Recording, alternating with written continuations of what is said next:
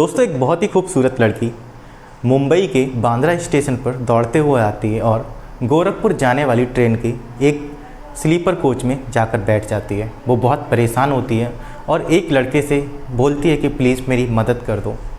साथियों, वो लड़का कुछ समझ पाता, इतने में वो लड़की सीट के नीचे जाकर छिप जाती है। वो लड़का उसे जानता नहीं था, तो वो भी उसे चुपचाप देखता रहता है, कुछ वो कहता नहीं है।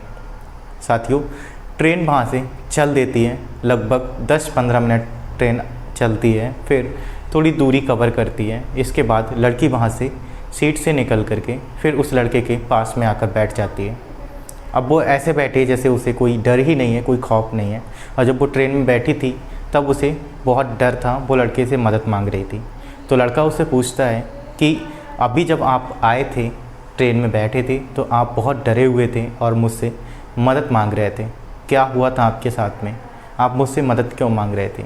तो लड़की कहती है, बस कुछ नहीं, कुछ लोग मेरा पीछा कर रहे थे, तो मुझे लगा शायद वो मुझे पकड़ लेंगे, तो इसीलिए मैं आपसे मदद मांग रही थी। अभी मैं सही हूँ, कोई दिक्कत नहीं है।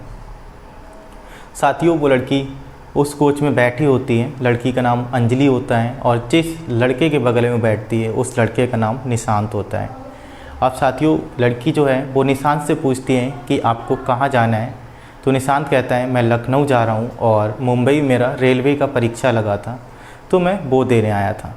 तो अब निशांत लड़की से पूछता है कि आपको कहाँ जाना है? तो वो भी कहती है कि मुझे लखनऊ जाना है, मेरे रिलेटिव रहते हैं लखनऊ में, तो मैं उनके यहाँ ही जा रही हूँ और थोड़ा टाइम स्पेंड वहाँ करूँगी। बहुत समय से मैं मुंबई में रहती हूँ। अब साथियों, दोनों एक ही कोच में बैठे हैं, एक ही सीट पर बैठे हैं। ट्रेन आगे बढ़ती है, उनकी बातों का सिलसिला और आगे बढ़ता है। इतने में साथियों क्या होता है कि वहाँ एक टीटी आ जाता है। टीटी सभी के टिकट चेक कर रहा होता है और निशांत के पास पहुँचता है तो निशांत का भी टिकट चेक करता है। निशांत के पास तो टिकट होता है, पर जो अंजलि है उसके पास टिकट नहीं होता है। टीटी उससे कहता है कि आप अपना टिकट दिखाइए। तो अंजलि कहती है कि सर, मैं जल्दी में थी, मैं टिकट ले नहीं पाई हूँ। आप ऐसा करें कि मेरा टिकट बना दीजिए और जो भी फ़ीस पड़ेगी वो फ़ीस मैं आपको दे दूँगी। साथियों, अंजलि पढ़ी लिखी होती है, तो वो टीटी से टिकट बनवाती है। टीटी भी उससे कहता है कि आपका टिकट बन गया है, पर अभी वेटिंग लिस्ट में है, आपको थोड़ा वेट करना होगा। जब आपका कंफर्म हो जाएगा तभी आपको सीट मिलेगी। और अभी आप अगर बैठ ही गई हैं इस कोच में तो किसी की मदद ले सकते हैं, नहीं तो फिर आप अलग नीचे बैठ सकते हैं। तो साथियों, वो निशांत से कहते हैं कि क्या मैं आपकी सीट पर बैठ सकती हूँ फिर से? तो निशांत कहता है कि हाँ बिल्कुल, आप बैठ सकते हैं, कोई प्रॉब्लम नहीं है। अभी अंजलि जो है निशांत के पास में फिर से बैठ जाती है। अब साथियों, वो वहाँ बैठी होती है, ट्रेन चल रही होती है। अब अंजलि को थोड़ी नींद आने लगती है।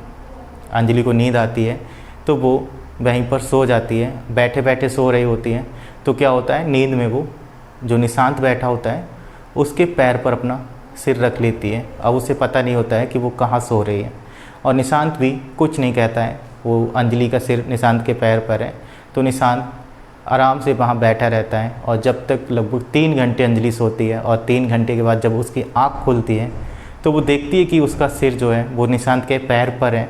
तो वो निशांत से कहती है कि सॉरी, मैं नींद में कुछ समझ नहीं पाई, बहुत तेज़ी से नींद आ गई थी मुझे। तो निशांत कहता है कोई प्रॉब्लम नहीं है, इट्स ओके। दोस्तों, एक रात कंप्लीट हो गई है, ट्रेन काफ़ी आगे आ गई, लगभग 15 घंटे ट्रेन चल गई है। और इतनी बीच में उन दोनों के बीच बहुत सारी बातें हुई हैं, एक दूसरे को बहुत क्लोजली जानने लगे हैं इन 15 घंटों में।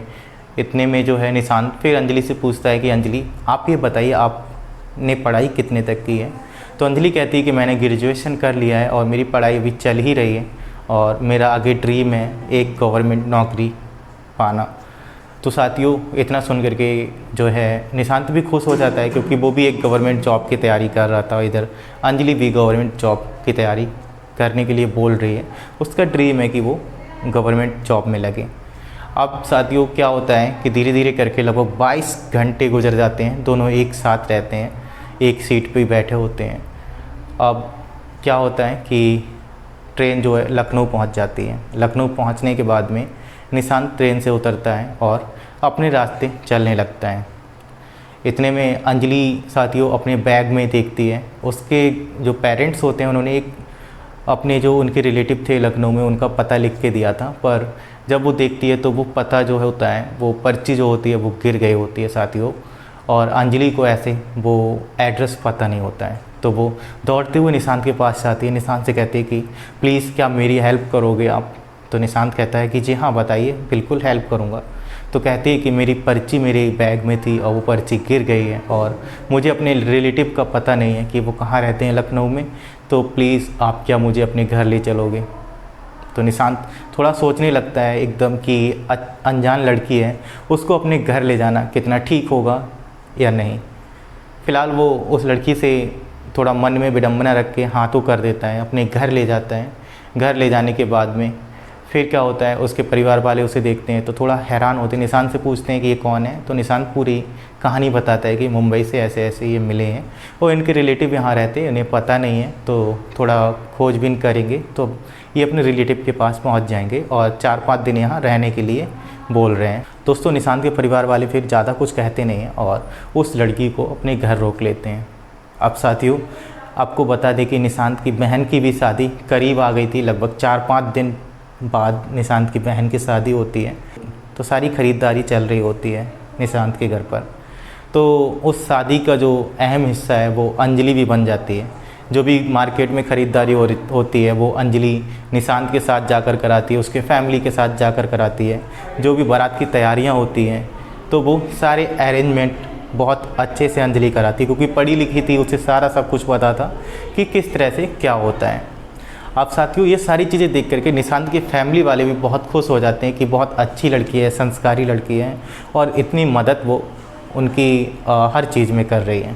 अब साथियों बारात का दिन आता है, तब एक बहुत बड़ा झटका लगता है निशांत के परिवार वालों को। लड़के का फ़ोन आता है जो दूल्हा होता है कि वो बारात तब लेकर के आएगा जब उसे 2 लाख रुपए नगद दिए जाएंगे दहेज में।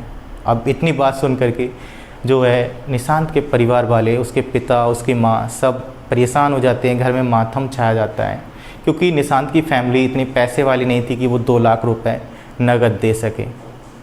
तो निशांत के पिता जो है वो परेशान होते हैं और निशांत से कहते हैं कि निशांत अब क्या किया जाए।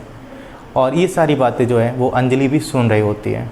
तो निशांत के पिता कहते हैं कि मैं जहाँ जॉब करता हूँ वहाँ से कुछ रुपए मैं ले लेता हूँ और अपनी सैलरी से बाद में कटवा दूँगा। साथियों वो प्राइवेट जॉब करते थे, 10 से 12 हज़ार रुपये उन्हें मिलते थे, पर उतने में उनका काम हो नहीं पा रहा था। फ़िलहाल उन्होंने वो रुपए लिए, फिर भी 70,000 रुपये कम पड़ रहे थे। साथियों 70,000 रुपये का अरेंजमेंट नहीं हो रहा था। वो लोग काफ़ी सोच रहे थे कि कहाँ से किया जाए। तब अंजलि कहती है कि आप लोग परेशान ना हो, आपको कितना रुपए चाहिए मैं आपकी मदद करूँगी।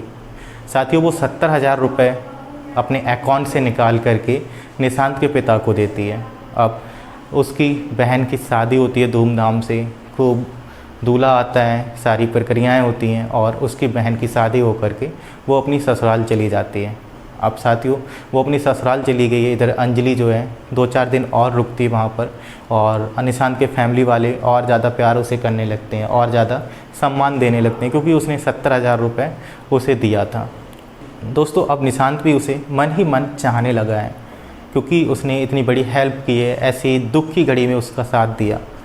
अब क्या होता है कि निशांत के फैमिली वाले लड़की अंजलि से कहते कि बिटिया माफ़ करना, शादी की व्यवस्थाओं में हम इतने व्यस्त हो गए थे कि हम आपके रिलेटिव का घर भी नहीं ढुलवा पाए आपको, तो चलो अब आपके रिलेटिव का घर ढूंढते हैं और आप फिर वहीं चले जाना। तो वो कहती कि हाँ अंकल ज़रूर, हम लोग चलो ढूंढते हैं। तो अपना बैग पैक करती है। बैग पैक करने के बाद में वो घर से निकल ही रही होती है, तब तक जो है निशांत उसे रोक लेता है। निशांत कहता है कि अंजलि कहाँ जा रही हो तुम मुझे छोड़ के। तो अंजलि कहती है कि मैं अपने रिलेटिव के यहाँ जा रही हूँ।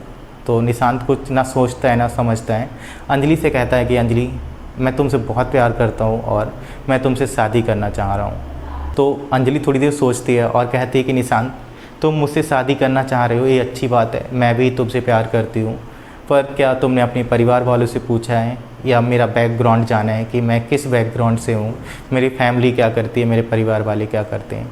तो निशांत तो कह देता है कि हाँ मैंने मम्मी पापा से पूछ कर ही आपसे ये बात कही है। तो अंजलि जो है वो कहती कि निशांत तुम मेरी फैमिली बैकग्राउंड के बारे में बिल्कुल नहीं जानते हो और जानने के बाद तुम मना तो नहीं करोगे। तो वो कहती है कि निशांत, मैं मुंबई में रहती हूँ और जिस दिन तुम ट्रेन में बैठे थे उस दिन मैं दौड़ते हुए आई थी, तो मैं बहुत परेशान थी, मैं बहुत डरी हुई थी।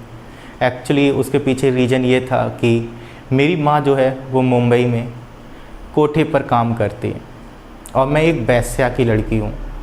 मेरी माँ ने मुझे वो काम करके पढ़ाया लिखाया, मैं अच्छी पढ़ लिख करके एक होनहार बेटी बनी हूँ और मैं आपको बताया कि मेरा ड्रीम क्या है। अब मेरी उम्र लगभग 21 साल हो गई है, तो वहाँ जो कोठे का मालिक था वो कह रहा था कि अब आपकी बेटी बड़ी हो गई है, अब आप इसको अपने साथ काम पर लगाइए और इसको भी वेश्यावृत्ति का काम कराइए। तो मैंने अपनी माँ से कहा, माँ तुमने इतना पढ़ाया लिखाया है मुझे और तुम मुझे इस धंधे में उतार दोगी तो मेरा जीवन कैसा होगा।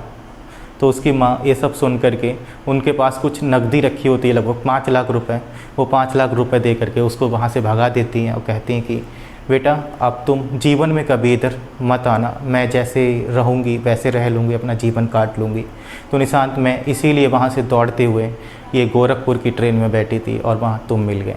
जब इतनी बात निशांत के परिवार वाले सुनते हैं कि ये वेश्या की लड़की है, तब वो थोड़ा परेशान हो जाते हैं और लड़की को धक्का मार के घर से निकालने लगते हैं। कहते हैं कि हम इस वेश्या की लड़की से शादी बिल्कुल नहीं करेंगे। पर निशांत एग्री होता है शादी करने को, पर निशांत के फैमिली वाले थोड़ी ही देर में बदल जाते हैं कि अब हम इससे शादी नहीं करेंगे, एक वेश्या की लड़की है।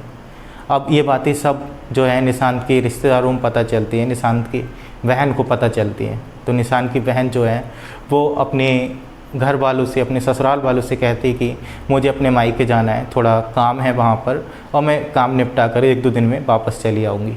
तो निशांत की बहन के पति जो हैं वो उनको निशांत के घर भेज देते हैं। अब वो निशांत के घर आती है तो वो अंजलि से बातचीत करती है और अपने पिता से, फैमिली वालों से भी बातचीत करती है। तो उसके पिता बिल्कुल राज़ी नहीं होते हैं। तब निशांत की बहन कहती है कि पापा आप बताइए, जब मेरी शादी के लिए दहेज कम पड़ रहा था तब 70,000 रुपये अंजलि ने आपको दिए थे, तब आपको नहीं दिखाई दिया कि ये वेश्या की लड़की है। और जब ये घर में शॉपिंग करा रही थी भैया के साथ में, तब आपको दिखाई नहीं दिया वेश्या की लड़की है। जब ये घर में मदद करा रही थी तब आपको दिखाई नहीं दिया वेश्या की लड़की है। आज जब वो इस घर में रहना चाहती है, निशांत इससे शादी करना चाहता है, तब आपको ये वेश्या की लड़की लग रही है। अगर आप मुझे अपनी बेटी मानते हो, और निशांत से कहती है अगर आप मुझे अपनी बहन मानते हो तो तुम्हें अंजलि से शादी करनी होगी और मैं अभी जा रही हूँ, और जब तक आप अंजलि से शादी नहीं करेंगे तब तक आप मेरा चेहरा नहीं देखेंगे और मेरा जो रिश्ता है वो आपसे टूट जाएगा, भाई बहन का रिश्ता यहाँ पर नहीं रहेगा। अब इतनी बात सुन कर के वो लोग परेशान हो जाते हैं, पर निशांत की फैमिली वाले राज़ी नहीं होते हैं। साथियों, अंजलि काफ़ी परेशान होती है, उसके रिलेटिव भी वहाँ लखनऊ में नहीं मिल रहे हैं और वो ऐसी परेशानी में फंस जाती है। पर जो है निशांत की बहन उसकी मदद करती है। तो साथियों, आगे क्या हुआ कहानी में वो हम दूसरे पार्ट में जानेंगे। तो आप चैनल पे अगर पहली बार हो चैनल को सब्सक्राइब कर लें और वीडियो को लाइक कर दें और वेट करें नेक्स्ट पार्ट का, मैं जल्दी ही लेकर आऊँगा। Thanks for watching.